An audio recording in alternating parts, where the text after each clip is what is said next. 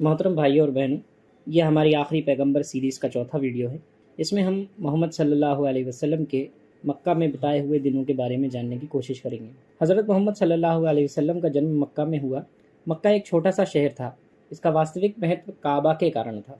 हज़रत इब्राहीम अलैहिस्सलाम के हाथों से बना यह छोटा सा घर केंद्र बिंदु था, जिसे सांकेतिक रूप में अल्लाह का घर कहा जाता है।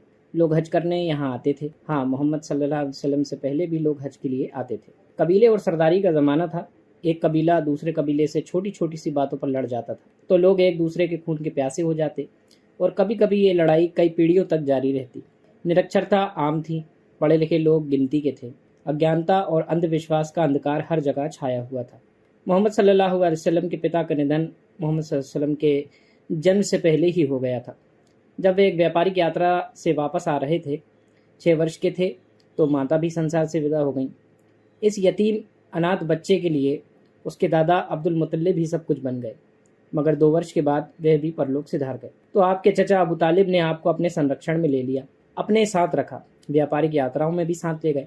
मोहम्मद सल्लल्लाहु अलैहि वसल्लम मक्का के एक पाकबाज नवयुवक थे। सारे शहर की आंख के तारे थे। कभी कोई ऐसा काम न किया जिससे किसी को तकलीफ पहुंचती हो। उस समय एक संधि में बढ़ चढ़कर भाग लिया, जिसमें तय किया गया था कि देश से अशांति दूर की जाएगी, यात्रियों की सुरक्षा की जाएगी, कमजोरों की सहायता की जाएगी, किसी अत्याचारी को मक्का में रहने नहीं दिया जाएगा। कुछ दिन बकरियां भी चराई, फिर व्यापार भी किया। अपने सदाचार और सद्व्यवहार से बड़ी सफलता पाई। आपको मक्का वालों ने अमीन और सादिक की उपाधि दी। अमीन यानी अमानत वाला, जो कभी बेईमानी नहीं करता। सादिक यानी जो सत्यवादी हो, कभी झूठ का सहारा नहीं लेता। मक्के के जो लोग स्वयं व्यापारिक यात्रा नहीं कर सकते थे, वे अपनी जमा पूंजी हजरत मोहम्मद सल्लल्लाहु अलैहि वसल्लम को ही देना चाहते थे। मक्के की एक आदरणीय महिला खदीजा थी। वे भी लोगों से व्यापार कराती थी। मोहम्मद सल्लल्लाहु अलैहि वसल्लम से व्यापार कराया तो उनकी ईमानदारी और व्यवहार से बहुत प्रभावित हुई।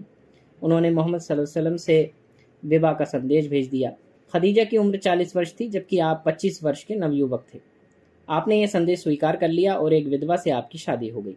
नबी घोषित किए जाने से पूर्व भी आपका हर काम आदर्श का उदाहरण था। लोगों का अज्ञानतापूर्ण व्यवहार और मूर्ति पूजा से उनका दिल बहुत दुखी रहता था, और वे सोचते रहते थे कि एक ईश्वर की उपासना कैसे की जाए और लोगों को सही राह पर कैसे लगाया जाए। आप एकांत में बैठकर इन प्रश्नों पर सोचने लगे। शहर से कुछ हटकर एक गुफा में समय बिताने लगे। यहीं एक दिन एक फरिश्ता आया और उसने बताया कि अल्लाह ने उन्हें नबी यानी ईजदूत बनाया है। इसके बाद वे फरिश्ता अल्लाह के आदेश लेकर आता रहा और मोहम्मद सल्लल्लाहु अलैहि वसल्लम मक्का वालों को वे आदेश सुनाते रहे। उनसे एक अल्लाह की पूजा करने की मांग की और मूर्ति पूजा को बुद्धि और प्रकृति के विरुद्ध बताया। इस बात से मक्का के लोग एकदम बिगड़ गए। मक्के का सबसे प्रिय इंसान इस एक आह्वान से सबका शत्रु बन गया। कुछ लोगों ने मोहम्मद सल्लल्लाहु अलैहि वसल्लम की बात तुरंत ही मान ली, मगर अधिकतर लोग, विशेषकर मक्का के सरदार, कुछ भी सुनने को तैयार नहीं थे। एक दिन कुछ लोग आए और कहा कि अगर वे मक्का के सरदार बनना चाहें तो वे उन्हें सरदार मानने को तैयार हैं। अगर धन दौलत चाहते हैं तो उसका प्रबंध भी किया जा सकता है। अगर सुंदर से सुंदर महिला से विवाह करना चाहते हैं तो ये भी कराया जा सकता है। पर हमारे बुतों को भला बुरा ना कहें। आपने सारी पेशकश रद्द कर दी और कहा कि अगर तुम मेरे एक हाथ में सूरज और दूसरे हाथ में चांद भी लाकर रख दो तो मैं इस काम को नहीं छोड़ सकता। मुझे तो ईश्वर ने यह काम सौंपा है। आपका विरोध बढ़ता चला गया। आपको और आपके साथियों को कष्ट दिया जाने लगा। उनका जीना मुश्किल हो गया, यहाँ तक कि लोगों ने मोहम्मद सल्लल्लाहु अलैहि वसल्लम को जान से मार देने का निर्णय कर लिया। इसी बीच मदीना, जो मक्का से उत्तर में एक शहर है, के लोग आ गए, आपसे आकर मिले और इस्लाम के लिए हर बलिदान की प्रतिज्ञा की। पहली बार में 12 और दूसरी बार में 72 आदमियों ने इस प्रतिज्ञा को किया।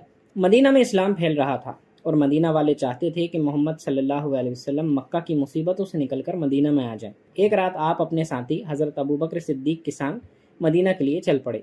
नबी होने के बाद उन्होंने मक्का में 13 साल बिताए। तो ये थी मुख्तसर ज़िंदगी जो आपने मक्का शहर में बिताई। अब कल के एपिसोड में हम ये जानने की कोशिश करेंगे कि आपकी ज़िंदगी मदीना में किस तरह गुजरी। तब तक के लिए धन्यवाद।